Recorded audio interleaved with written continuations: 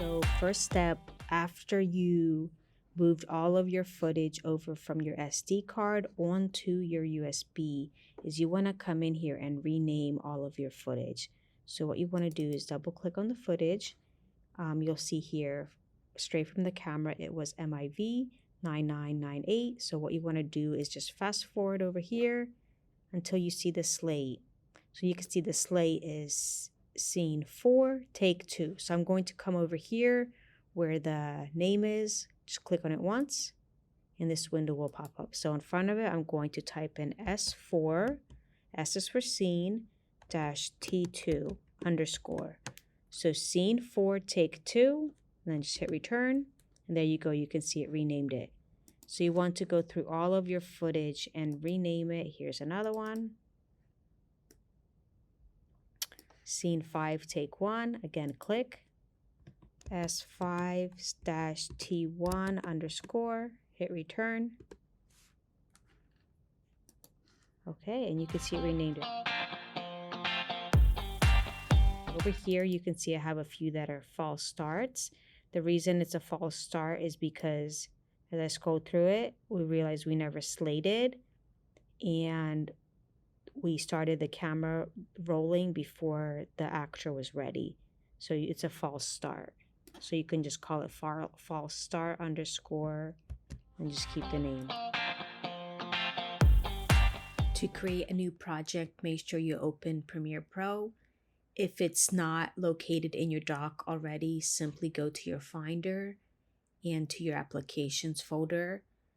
Click on the app, drag and drop it into your dock. So open Premiere Pro, click New Project. Over here in the top left where it says project name, right now it says Untitled, you want to go ahead and name the project. Remember, you want to add your period, so 1, 2, 3, 4, 5, or 6, and then underscore your first name, last name, underscore project name. So go to the screenplay that you are editing. Remember, you're editing one of your trio mates projects. So go to the screenplay, find out the name of the project. Right now, I'm just going to call it 1 Minute Film. Okay, so project location. You want to go over to locations and click Store and Go, which is the name of your USB. Projects, Film, Project 1, 1 Minute Film. Click your edit folder. In your edit folder, you should already have your footage, audio, and graphics folders set up. If you don't have them set up, it's very crucial that you do that right away before setting up your Premiere profile. Make sure you have edit selected and then click choose. And then you hit create on the bottom right. Now over here in the bottom left, you have to set up your bins. So right click on the folder to create a new bin, name it 1 underscore footage. Again, new bin, 2 underscore audio. This is where you're going to be saving all of your audio clips once you start sound designing. And then 3 underscore graphics. And this is where you're going to save all of your title cards, your end credits, any other graphics you may have. 0 underscore sequence. And this is where all of your sequences are going to be saved. A sequence is basically the name of whatever is on your timeline. Right now I have it in list view. You can change the views, but I prefer list.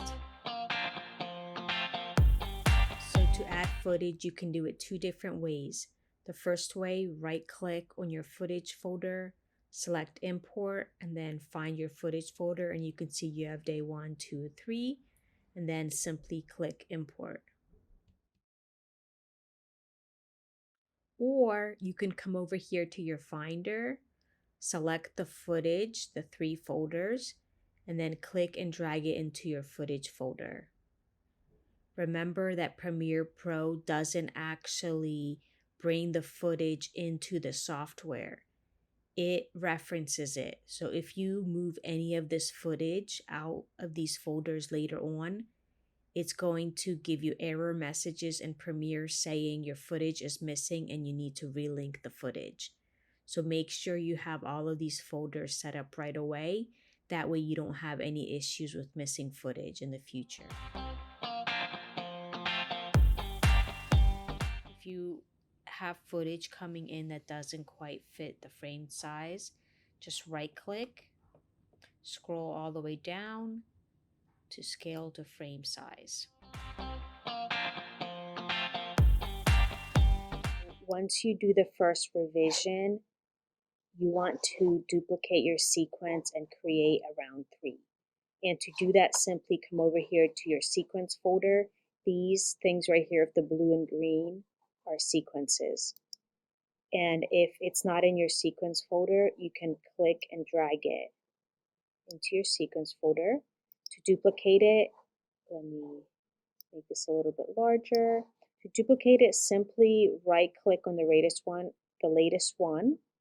right click on the latest one. If you scroll over it, all the info will pop up and it will tell you. So right click, scroll down to duplicate.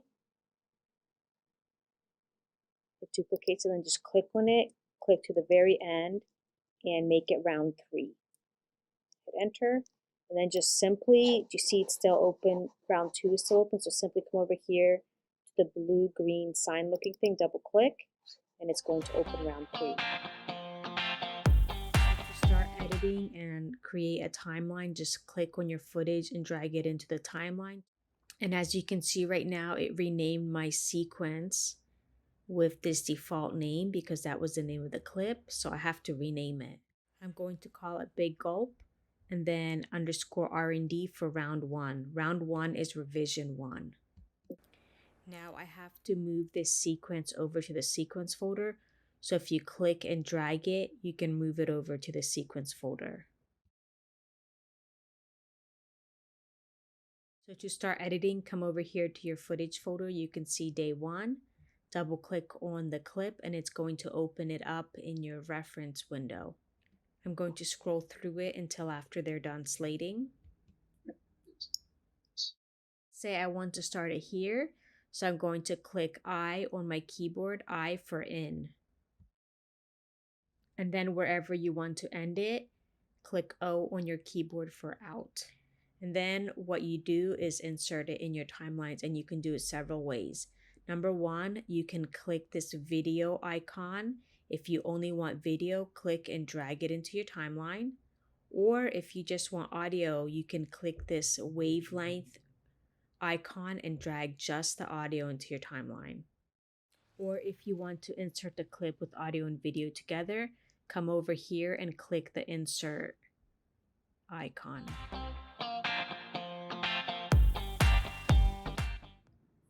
So this is the select tool. The shortcut is V. You can just type in V on your keyboard and it lets you select whatever you want. This tool right here is a track select forward tool. What it does is if it selects anything from where you select it forward to the very end. So if you need to move a bunch of footage at the same time, this tool is the best option for you instead of moving each clip individually. You can also right click. And select backwards tool, which will do the opposite. It will select anything backwards. This is the razor tool. It's an easy way to cut clips apart, for example.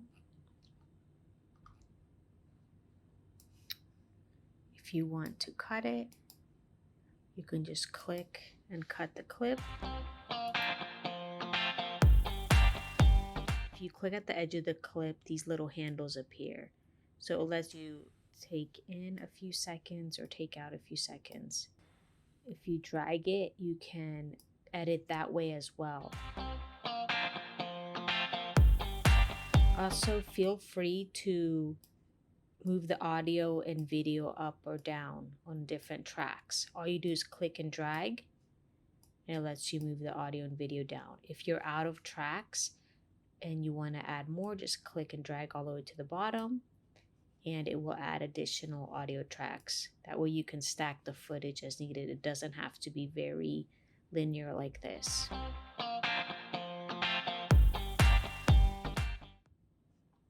To zoom in and out, basically come over here at the bottom, click and drag the little circle. It lets you zoom in and out. To sync sound, it's really simple. You just find the clip that matches, so you can tell by the places where she paused to read the teleprompter that the sound from this clip and then this one are the same. So what you want to do is kind of find a place where Bree starts. So just play a little. And rewarding career. Okay, so she's about to start, so just hit I. Students attending this event will be excused from periods 2 and 3. Just a reminder. And then, oh, you just need a tiny bit. And now what you want to do is come in here over into an area that does not have any footage. Click this overwrite. It's going to drop it in. And now you want to make sure it's synced. You want to bring it over here to where Bree is. Move it above. And I'm going to put it down here because now what I'm trying to do is match the wavelength. So you can see over here. Students attending this event will be excused from. So it's a little off. So let's zoom in. Let's match the wavelength.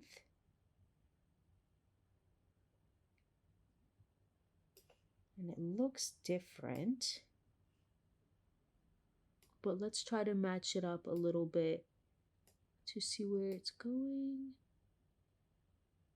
I think it's kind of like this.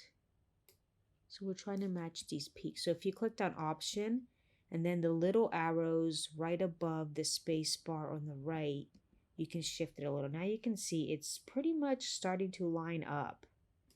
Let's play it and notice this track is mute. Right click, scale to frame size. Let's see if Bree matches up. Attending this event will be excused from periods 2 and 3. Just attending this event will be excused from periods 2 and 3. Feels a little off to me. Let's hear audio together. Attending this event will be excused from periods 2. I'm going to shift it just a tiny bit. So again, option and then clicking the arrows forward or backwards. I'm going to click it forward once. Let's see how that looks. Attending this event will be excused from periods 2 and 3. That's much better now. It's completely, the audio is completely syncing. And you can keep this other track on here just in case you ever accidentally shift stuff. It's easier to align. Just keep it muted. It won't export. So here's an example of something that needs to be edited out. Opportunities include career exploration. That's very easy to do. All you do is zoom in so you can see where on the timeline we're at. Select your razor tool, click right after that's over. And also you can do it on the clip above. You can see here, this is the clip of both of you. So let's go ahead and, so you can see what I mean by that. Well, that's the clip of Bree. So we're going to cut this clip of Bree as well. So that way you can see. And then where she starts talking again, let's cut right before that. And I'm cutting both of these because this one right here is just Bree. And then this one right here is both of you. It's the wide. So let's go ahead and delete all of this. And then I'm going to also delete this wide because the easiest way to hide a mess up is if we go to a different camera. So let's click all of these. I'm taking my audio, putting it below, moving all of these over. Now let's hear that. Career opportunities include career. Okay, so I need to cut it even sooner.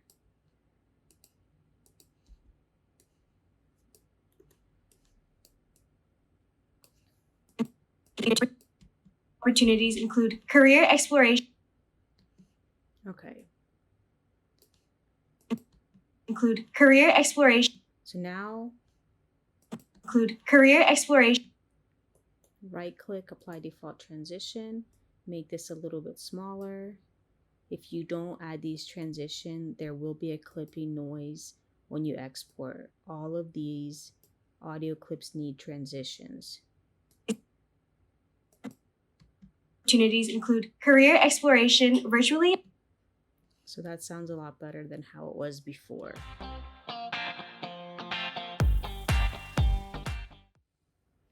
So to do that, select the audio. Let's go to Window, Workspaces, Audio. So right now I have it repaired already, but I'm going to uncheck it so you can hear what it sounds like. Hosting a farm-to-table dinner on February 16th at 5 p.m. Guests will embark on an immersive farm is hosting a farm-to-table dinner on February. So it sounds pretty bad. So what you have to do is click Reduce Noise, and it's going to be at 5. You can move it wherever you want. This one's pretty bad. It sounds like the microphone died, and this was the on-camera mic that was picking up the sound. So I had to do a lot of audio fixing on it. And then, since I reduced the noise, you can barely hear it anymore. On February 16th at 5 p.m. Guests will embark on. So now you have to raise the volume, and I raised the volume all the way up to 15. A farm-to-table dinner on February 16th at. And now you can barely hear it between the two.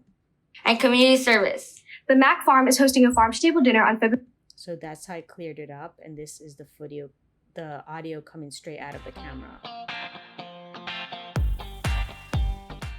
Fixing audio, Window, Audio. So let's say we want to create a preset for the audio. That is very easy to do as well. So right now I am in the audio workspace. So I want to go back to all panels. Come over here and close all of these. So denoise is the audio thing I have on it, and volume. So I'm going to hold down Shift. I'm going to select all of these. Right click, save preset. Again, E4, audio, fix.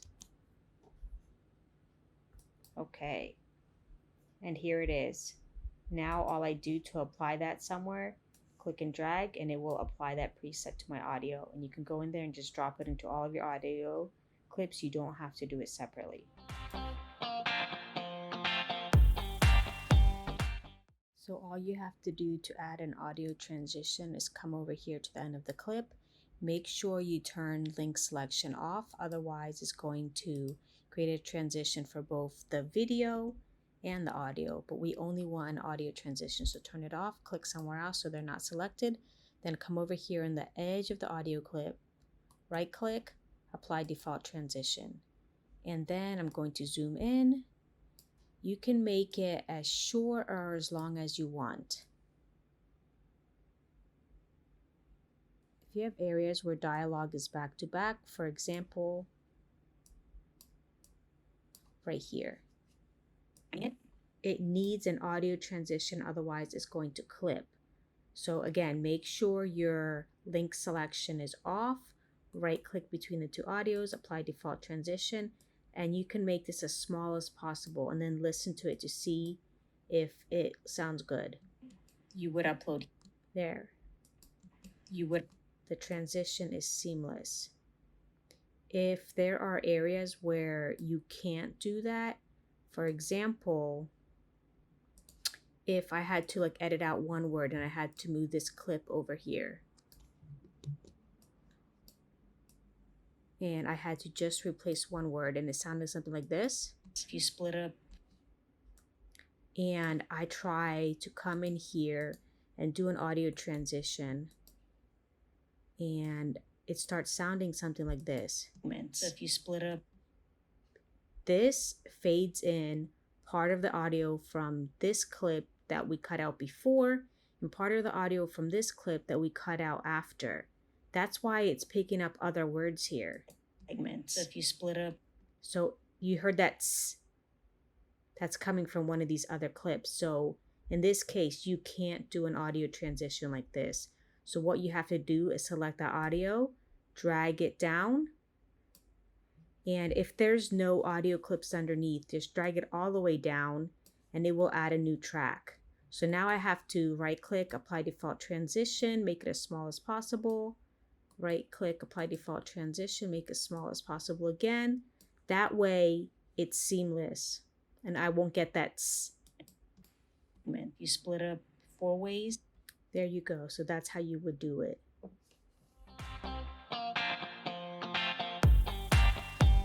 So you can see between this and this, the color's different. This one is a lot less desaturated. So what you want to do, make sure you have the clip selected. Go to Window, Workspaces, Color, and then come over here and add a little bit of saturation.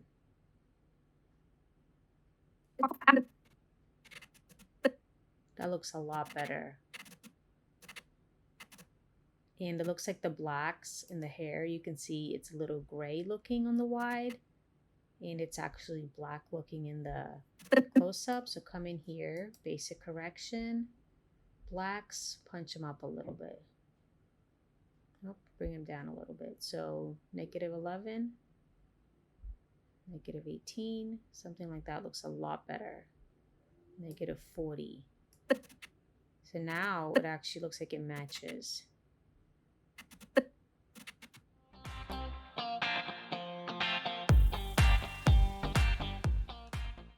If you go back to Window, Workspaces, All Panels, come over here to Effects Control, close the color.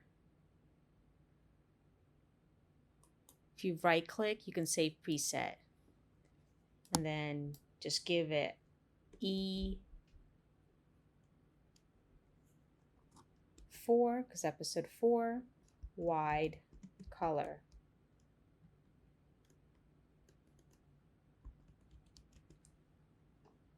Hit OK.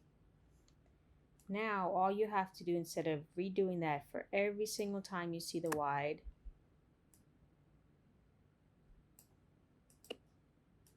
click on it, come over here where it says preset.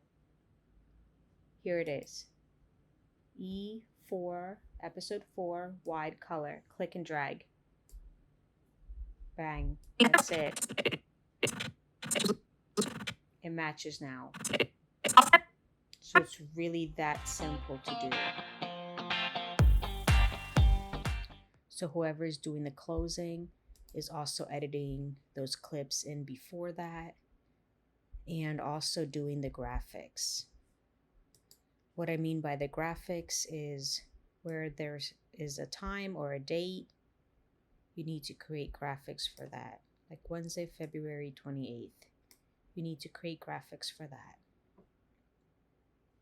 Here is an example of graphics Mimi created for episode 3. So whoever is doing the archives, any other clips, plus the closing is also responsible for creating the graphics. The way you create the graphics, you go to Canva, select presentation, and what you can do is go to your Premiere Pro, find the footage of the area where you need graphics, and just take a screenshot of it. So export. You can name this screenshot, and then make sure import to project is not selected. Hit OK. Go back to Canva, upload that screenshot, make it fit your whole entire page, and now create the text. So let's go back to this text. This text is Wednesday, February 28th.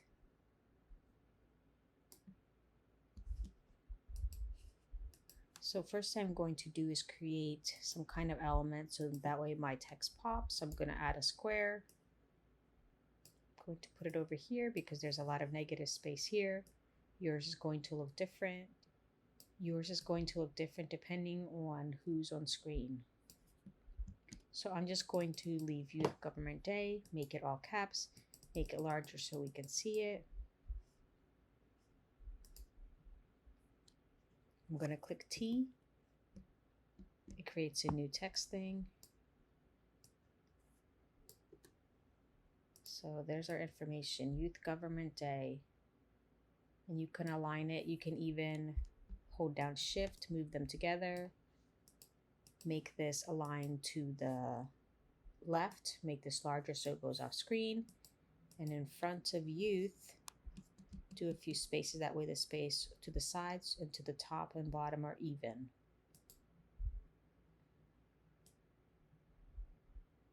And you can align the words. So there we go. Now I'm done and I'm ready to export my graphics. So I go Share, Download, PNG, make sure the quality is all the way up. Select transparent background, download. Let's go back to our project. We're going to go to graphics, right click, import. I'm going to import from my downloads. This did not work properly.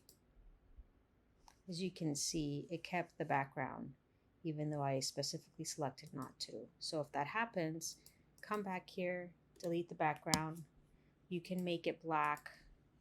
That way you see all your text. And now do it again. Download, PNG, transparent background, download. So I'm going to right click again. Right click over the folder, import.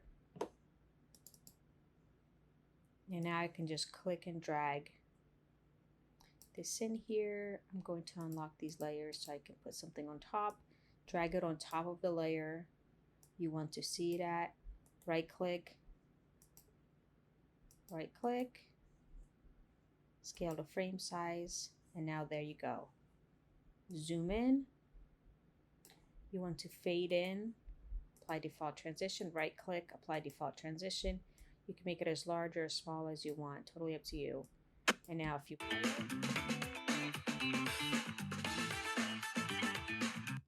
it, so that's how you add them. Another thing to know is that there are many different workspaces. And for whatever you're doing, whether it's editing, doing color, doing audio, you can be in a different workspace. I normally work in all panels, which looks like this. It has both of your windows over here. If you click on footage, like it will open footage here. And then here, this is what it says program. This is what we're seeing in the timeline. So it looks like this.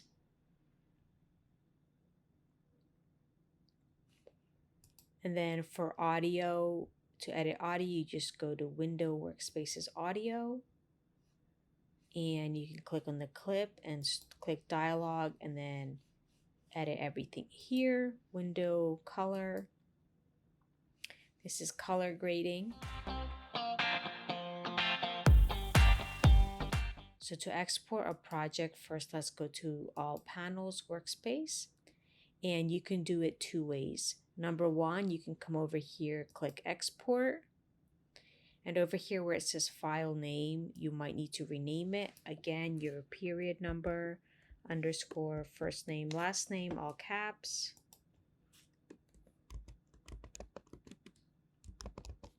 Underscore project name.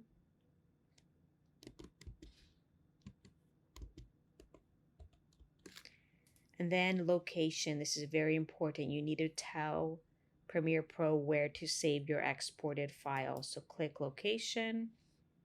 You want to come over here to your store and go. Mine isn't showing up right now because I don't have it plugged in, but you want to click your store and go. Projects, film, 1 minute film. exports. Let's click save. And then as you can see, the location now is the exports folder. Presets, high quality. 1080p is fine for this project. If you guys want super high quality, you can do the 4K, but it's really not necessary. 1080p is really great quality. And then make sure video selected, audio is selected. You don't need captions. Effects, metadata, make sure all that is selected. Over here where it says range, make sure it says entire source. Not in and out, but entire source, because in and out is only going to export it from your in mark to your out mark, but entire source will export your entire timeline. Scale to fit is great, and then all you do is click export, and then this exporting window will show up, but it's going to tell you how long it's going to take to export it. The other way to export is if you go to File, Export Media. And again, make sure you name it correctly.